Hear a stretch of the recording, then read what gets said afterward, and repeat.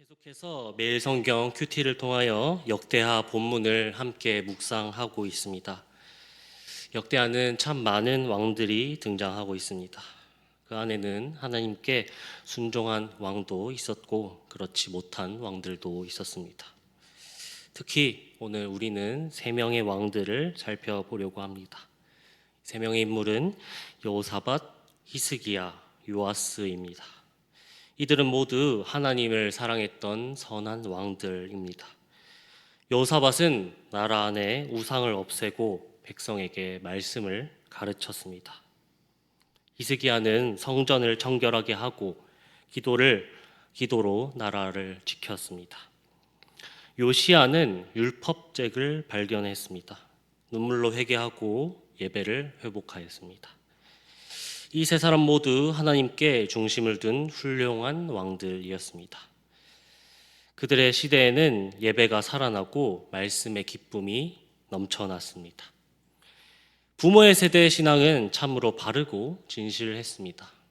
하지만 이상하게도 그들의 자녀 세대에는 전혀 다른 길을 걸어가는 것이었습니다. 여호사밧의 아들 여호람은 바알을 섬기며 형제들을 죽였습니다. 히스기야는 아들 므낫세를 낳았고 므낫세는 성전 안의 우상들을 다시 세웠습니다. 요시의 아들 여호야김은 하나님을 떠나 악을 행하고 결국 나라를 멸망하는 길로 이끌었습니다. 왜 이런 일이 일어날까요? 부모님은 하나님을 잘 믿었는데 자녀는 하나님을 떠나버렸습니다. 이 질문들은 그 시대의 왕들만의 이야기가 아닙니다. 오늘 우리에게도 우리의 가정과 교회에도 그대로 해당되게 될 것입니다. 우리는 자녀들에게 많은 것을 물려주려고 애쓰고 있습니다. 좋은 교육, 경제적 안정, 건강한 환경들을 말입니다. 그러나 그 모든 것보다 더 중요한 것은 아마 신앙의 유산일 것입니다. 하나님을 믿는 믿음, 말씀을 사랑하는 마음, 예배를 소중하게 여기는 태도, 이것이야말로 다음 세대에게 넘겨야 될 우리에게 가장 귀한 유산일 것입니다. 오늘 우리는 이 세 명의 왕들을 통하여 올바른 신앙의 유산이라는 제목으로 함께 말씀을 나누고자 합니다. 첫 번째로 함께 바라볼 왕은 우리가 함께 읽어본 말씀의 여호사밧입니다. 여호사밧은 남유다의 선한 왕 중에서도 손꼽히는 인물입니다. 그의 아버지 아사를 뒤를 이어 왕이 되었을 때 무너진 예배를 회복하고 우상들을 제거하였습니다. 특별히 그는 레위인들을 각 성읍에 보내어 이스라엘 남유다 백성들에게 율법을 가르치게 하였습니다. 당시 많은 백성이 하나님의 말씀을 몰라서 방황하였습니다. 하지만 여호사밧은 말씀 교육을 통하여 국가적인 사명으로 이것을 삼았습니다. 그의 통치는 외적으로도 복을 받게 됩니다. 역대하 17장 10절에는 여호와께서 유다 사방의 모든 나라에 두려움을 주셨다라고 기록하고 있습니다. 즉 하나님께서 그와 함께 하셨고 그의 신앙의 통치에는 하나님 나라의 평강이 있게 되었습니다. 그런데 문제는 바로 그때부터 일어났습니다. 오늘 본문 18장 1절에는 이렇게 말씀하고 있습니다. 여호사밧이 부귀와 영광이 많음으로 아합과 인연하여 연혼하였더라. 그는 부귀와 명예가 절정에 달했을 때 북이스라엘 왕 아합과 혼인 관계를 맺게 됩니다. 혼인의 동맹을 맺게 됩니다. 이 선택은 정치적으로는 지혜로워 보일 수 있습니다. 하지만 신앙적으로 보았을 때는 치명적인 타협이었습니다. 하나님께서는 충성하던 왕이었지만 분별 없는 연합이 이 신앙의 경계를 무너뜨리게 되는 것이었습니다. 결국 그 혼인으로 인하여 여호사밧의 가정에는 아합의 딸 아달랴가 들어오게 되었습니다. 그녀는 훗날 여호사밧의 아들 여호람의 아내가 되었습니다. 이 한 번의 결혼 동맹이 유다 왕가를 북이스라엘의 우상 숭배와 폭력의 문화로 오염시키는 통로가 되게 됩니다. 성경은 여호람에 대해 이렇게 기록하고 있습니다. 역대하 21장 16절입니다.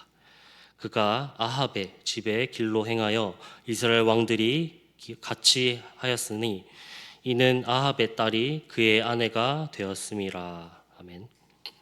여호람은 자신의 형제들을 모두 죽이고 유다 가운데 바알 신당을 세우게 되었습니다. 그는 하나님을 배신한 첫 남유다 왕이 되었습니다. 그가 왕이 된 후 하나님께서는 그에게 징계를 내리셨고 그는 비참한 병으로 죽게 되었습니다. 역대기는 냉정하게 기록하고 있습니다. 역대하 21장 20절 말씀에 그가 죽음에 백성이 그들 왕들의 묘실에 장사하지 아니하였더라라고 하고 있습니다. 이 사건은 여호사밧의 개인적 신앙이 얼마나 훌륭했는가 보다 그의 선택이 얼마나 영적 영향을 미쳤는가를 보여주고 있습니다. 그는 비록 경건한 사람이었지만 자녀 세대의 신앙을 지키는 데에는 분별을 실패하였습니다. 여호사밧의 생애는 우리에게 중요한 교훈을 주고 있습니다. 그는 하나님을 사랑했지만 하나님이 아닌 다른 연합을 통해 안정을 얻으려 했습니다. 결국 그 타협이 자녀 세대의 배교로 이어지게 되었습니다. 사랑하는 성도 여러분, 부모의 신앙은 단지 예배의 자리로 자녀를 이끄는 대로 끝나지 않습니다. 자녀들의 삶의 자리에 무엇을 지키고 있는가, 무엇을 믿고 있는가를 보여주는 것입니다. 여호사밧은 하나님을 예배하는 왕이었지만 세대 간의 동맹을 끊지 못했습니다. 그 한 걸음의 타협이 가문 전체의 신앙을 무너뜨렸습니다.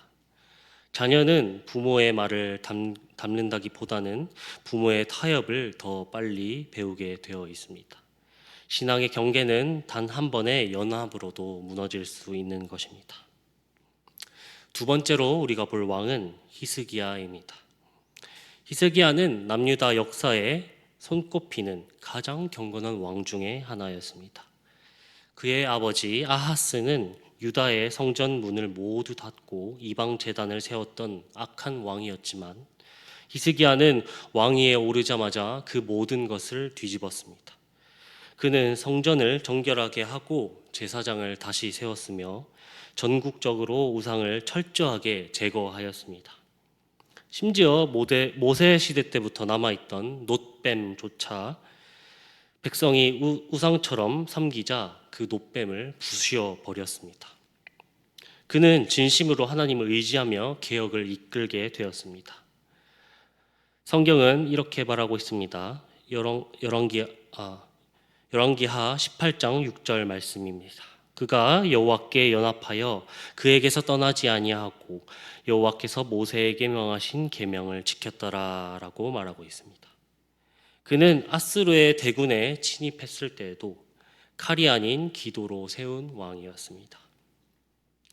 그의 눈물의 기도는 나라를 살렸고 하나님께서는 천사를 보내시어 원수의 군대를 물리치셨습니다. 히스기야의 생애는 신앙의 개혁 그 자체였습니다. 그러나 그의 아들마저 그가 세운 그 개혁은 단 한 세대도 지나지 않아 그의 아들로 무너지게 되었습니다. 그의 아들 므낫세는 남유다 역사상에서 가장 악한 왕으로 기록하고 있습니다. 그는 아버지가 무너뜨렸던 신당들을 다시 세웠고 성전 안에 이방 제단들을 다시 세웠습니다. 심지어 자기 아들을 불 가운데로 지나가 몰렉 숭배까지 행했습니다. 하나님께서 금하신 모든 일을 그가 다시 행하게 되었습니다. 그 결과 남유다는 영적으로 깊은 어둠에 빠지게 되었습니다. 므낫세의 통치는 나라의 신앙을 완전히 뒤집어 놓았고 유다는 다시 회복하기 어려운 점점 멸망의 길로 행하게 되었습니다. 히스기야는 열심히 있었습니다. 하나님을 사랑했고 기도로 나라를 다시 살린 왕이었습니다. 그러나 그는 믿음의 계승에는 준비가 없었습니다. 그는 자신이 믿는 하나님을 자녀에게 가르치기보다 보여주는 일에 실패했습니다. 특히 그의 말년에는 신앙의 긴장이 풀어지는 시기였습니다. 자신의 부와 업적을 자랑하기도 했습니다. 바벨론 사신이 찾아왔을 때 그는 왕궁의 모든 보물을 보여주며 이것이 나의 영광이다라고 드러내기도 했습니다. 그때 하나님께서는 이사야를 통해서 히스기야를 경고하였습니다. 이사야 39장 6절 7절의 말씀입니다. 왕의 집에 있는 모든 것과 왕의 조상들이 오늘까지 쌓아둔 것이 바벨론으로 옮겨질 것이요 왕의 자손들 중에서 환관이 될 자가 있을 것이다. 아멘. 놀랍게도 히스기야는 이렇게 대답했습니다. 당신이 전한 여호와의 말씀이 선하나이다. 내 생전에는 평안과 견고함이 있으리이다. 이 말에는 신앙인으로서 깊은 안도가 아니라 다음 세대에 대한 책임을 포기하는 말이었습니다. 그는 지금의 평안에 안주하고 미래의 신앙을 전혀 준비하지 않게 되었습니다. 히스기야는 성전을 회복시켰지만 가정을 회복시키지 못했습니다. 나라의 예배를 새롭게 했지만 자녀의 믿음은 새롭게 하지 못했습니다. 예배 열심보다 더 오래 가는 것은 다음 세대의 믿음입니다. 히스기야의 개혁은 놀라웠지만 그 열정이 아들에게까지 불붙지는 못했습니다. 아무리 우리가 뜨겁게 기도하고 신실하게 봉사하더라도 그 믿음이 자녀의 마음에 새겨지지 않는다면 우리는 결국 한 세대의 개혁자로 끝내버리게 되는 것입니다. 신앙은 전쟁터에서만 이어진 것이 아니라 가정에서, 식탁에서, 자녀들과의 대화 속에서 이어지는 것입니다. 세 번째로 우리가 바라볼 왕은 요시야입니다. 요시야는 히스기야 이후 오랜 세월 동안 어둠에 잠기었던 유다의 신앙을 다시 일으킨 왕이었습니다. 그의 아버지 아몬은 짧은 통치 기간 동안 어둠에 잠겼던 짧은 기간 동안 악을 행했던 나라를 혼란에 빠뜨리게 되었습니다. 요시야는 단 8살의 어린 나이에 왕이 되어 하나님을 찾기 시작하였습니다. 그는 어릴 적부터 다윗의 길을 따라 걸으며 20살이 되자 유다 전역의 우상 숭배를 철저히 제거했습니다. 그는 성전 수리 과정에서 율법책을 발견하였기도 하고 그 말씀을 들었을 때 옷을 찢으며 하나님 앞에 울부짖었습니다. 그의 회개는 단순한 감정이 아니라 그는 곧장 백성을 모아 모든 백성이 율법을 낭독하게 하고 하나님 앞에서 언약을 새롭게 맺었습니다. 그는 유월절을 부흥시켜 온 백성이 함께 하나님께 나오도록 하였습니다. 성경은 이렇게 기록하고 있습니다. 역대하 34장 33절의 말씀입니다. 요시야가 여호와 앞에 마음을 다하여 뜻을 다하여 힘을 다하여 모세의 모든 율법을 따라 여호와께로 돌아왔으니 그의 전에도 그의 후에도 요시야와 같은 왕이 없었더라. 이처럼 요시야는 한 세대의 위대한 영적 부흥의 중심이었습니다. 그의 눈물, 그의 회개, 그의 결단은 진실하였습니다. 그러나 그 놀라운 회개의 불길은 안타깝게도 다음 세대로 이어지지 않았습니다. 요시야의 뒤를 이은 그의 아들들 요아스, 요아김, 요아긴, 시드기야, 이들 모두는 하나님의 보시기에 악한 왕들이었습니다. 특히 요아김은 예언자 예레미야가 하나님의 말씀을 기록한 두루마리를 불태우기까지 하였습니다. 그는 하나님의 말씀을 경멸하였고 백성을 다시 우상숭배 앞에 이끌게 되었습니다. 결국 그 세대에서 남유다는 멸망을 맞이하게 됩니다.